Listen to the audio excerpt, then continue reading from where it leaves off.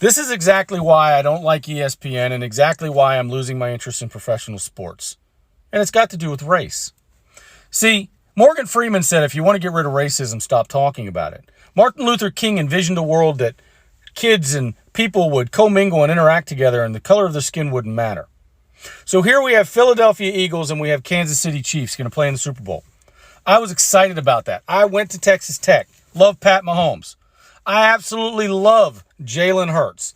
Great athlete, but a character guy like you normally don't see coming out of college. With what he went through at Alabama. And he took it like a man and didn't act like a child. Absolutely love these two athletes. And then ESPN comes out and says, Doug Williams excited about two black quarterbacks playing in the Super Bowl. There you go. You had to make it about race. You had to bring race into the discussion when there was no point for it. We have great athletes on the field, great combatants on the field. It's going to be a great game, but you had to do that. They're not the first black quarterbacks in the Super Bowl. They won't be the first black quarterbacks to win the Super Bowl. And don't tell me this is about young kids, because you're acting as if young kids are stupid and they can't look at the two athletes and see who they are. But it was eating you up inside that you had to absolutely say something when you didn't need to. We couldn't just say these are great athletes, because that's the world we're supposed to live in. That's the world I live in. I don't care what color of skin they have. It's irrelevant to me. But you had to bring it up when there was no need to. You had to make it about race. I found it interesting because there's a study that came out in the early 1990s from the New York Times and CNN, a combined poll.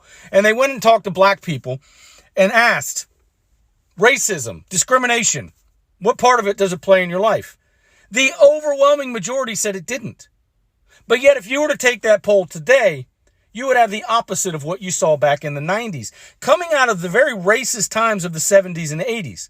So you're claiming we're more racist today than we were back then? No. The only reason why we're this way today is because of this, because of the news media injecting it where it doesn't need to be injected. Constantly making everything about race or making everything about politics for no purpose, instead of just saying we have athletes on the field.